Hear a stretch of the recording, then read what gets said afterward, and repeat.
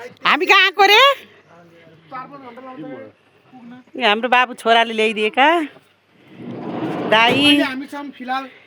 बुहारी भतिजी बहिनी खै मेरो खिच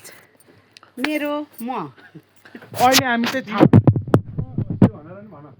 हामी जानुपर्ने चाहिँ उहाँ पारी त्यो डाँडा पारी सल्यान उहाँलाई हामीले 3-4 घन्टा कुरेर बसियो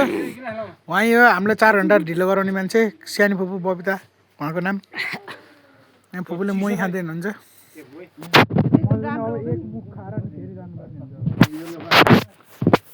दिन त दाइ मनी दही जस्तो हो के त्यही त नि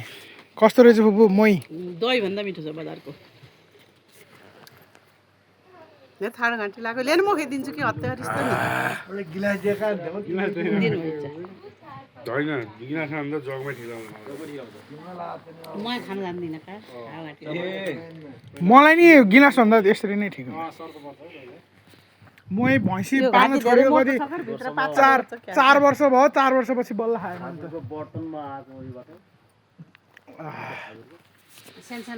ल अब हामी उतै गएपछि भेटौँ ल त्यो डाँडापछि